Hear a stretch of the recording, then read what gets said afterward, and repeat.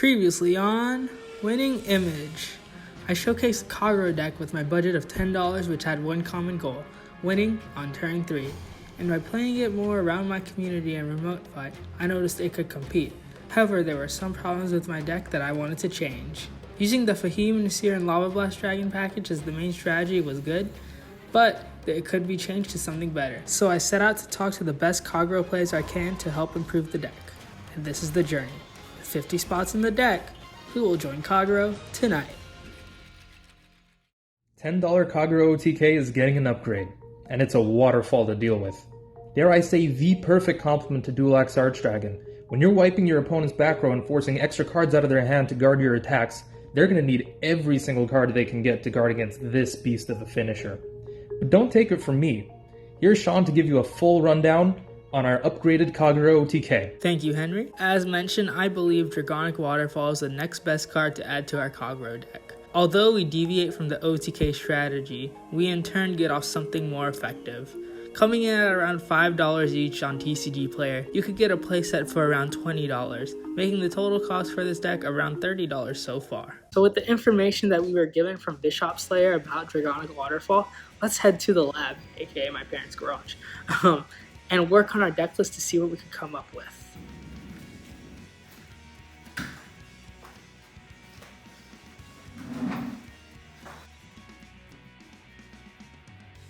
So, as mentioned, we are going to be playing Dragonic Waterfall, and I want to take out the Fahim, Nasir, and Lava Blast Dragon package, so let's start with those. First of all, I want to give a shout out to my teammate, John Howard, who sold me about 4 copies of Dragonic Waterfall, who will go into our deck, replacing Lava Blast Dragon as the backup grade 3. Alright, so Fahim. It has a really neat effect to where if you have a grade 3 rearguard, it gets plus 10k. But since we're not playing Lava Blast Dragon anymore, another budget option has come to my attention. Dragon Knight Zarina. So Zarina has this cool effect to where when something is retired by our Vanguard's ability, we can Soul Blast 2 and call a grade 1 or less card from our drops into the same column as it. I think I might want to keep in Nasser because we could convolute off this card to Soul Blast 3 and get a full 3 attacks rather, and be able to synergize with Dual Axe pretty well. So I'm going to be trying it out. Now, as for Nasser, I definitely considered Calamity Tower Wyvern because I think we could fit in Power Rise Elixir in the deck. I think the -1 for the 15k isn't as good because this deck uses a lot less counterblast, but definitely let me know what you guys think.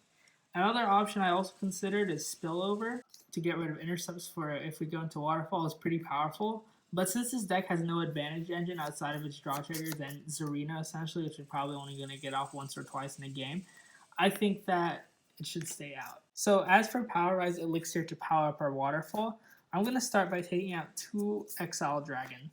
And then we have currently 12 grade 1s, so I think we can afford to take out our Ryopia to run another Power Rise. And we have 3 of the brand new order in all of its glory. And as you can see, they all have different flavor texts, one from each of the trial decks, and it's all different text, which is actually really cool. Little Easter egg there for whether you're a fan of the Chronojet Asha or Altmile trial deck. The next upgrades I want to add to the deck is Wyvern Strike Doha, giving us a +1 to our field by calling Wyvern Strike Garden from our deck, and also more guard restrictive our opponent has no rear guards. Flame of Hope Airmo for the ability to it becoming an 11k booster and being able to retire itself and countercharge 1 and also draw a card, maintaining more advantage for us. And eventually get to Wyvern Guard Barra, which is the draw sentinel, giving us more grade 1 space and the ability to play more draws because sometimes this deck has a hard time maintaining advantage without draw triggers. So that's it. That's the deck.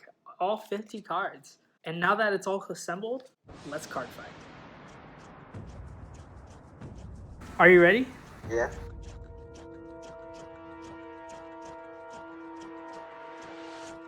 So we are playing against my buddy Ramiro. So Ramiro uses Bermuda Triangle and he is making a guest appearance on the channel so we can test out our updated Kagero deck. So Ramiro's Bermuda deck focuses on Riviera but it has a splash of Melody cards. So his first turn, naturally, he just goes off and plays Yu-Gi-Oh!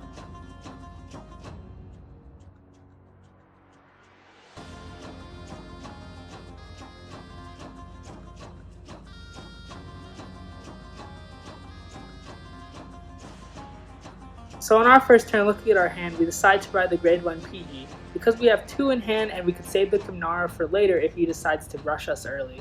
I decided to ride this to see if I could draw into more combo pieces which I could use later on in the game, such as Dragonic Waterfall or even Power Rise Elixir. Then, on his turn 2, he just uses the advantage that he built up on the previous turn to get off the attacks and put us in an awkward spot. So, here's where I believe I misplayed. I rode Bellicosity Dragon instead of Dragonic Burnout. Remember when I said I didn't want to ride Kamnara to use against his counter rush? Well, that's exactly what happened. So on his grade 3 turn, first grade 3 turn, he uses River Air to rush us early and get us to a high damage count with his full field ready to attack. Then on our turn, we're able to ride Dual Axe and use Kamnara's skill, selecting his back row, retiring the front row because you retire the rest. Then use Dual Axe's ability to retire the back row. This was also called with Dragonite Zarina to call Kamnara back from the drop zone, making it a -1 instead of a -2. But if we had Bellicosity on the rear guard, it would have gained 25k, making it a 35k column with the guard restrict. But that's what testing is for, right? He then proceeds to ride the grade 4 Eve, and using its skill, he's able to recover his board really well. But due to us getting a few defensive draws earlier in the game, and just draws in general, we're able to defend that attack and go into our boy Dragonic Waterfall, making his debut appearance in the deck. We decide to put his Force Marker on Vanguard Circle because we don't have the Power Rise Elixir in hand. And then we use his skill to retire one of his front row rear guards, which is a grade 2 intercept. Then we call Burnout to help us out. Burnout retires his other grade 2 intercept, and now we're ready to attack. Since we have to get into a kill range, we attack with our rear guards first to try and get him to a place where if he no-guards our Vanguard, we could threaten lethal. And he only has 6 cards in hand. 6, sorry. And what does he do? He guards both the rear guards before he's swinging with Waterfall. And our drive check gives us no criticals. Rip. And then later on his turn, he just goes into Eve, fills up his board, and just wraps us up with large numbers. But man, what a game. It definitely really showed me some of the weaknesses of the deck and how I can improve as a card fighter. I hope you guys tune in next time to when we get some more cards which can improve our deck list and hopefully win a game.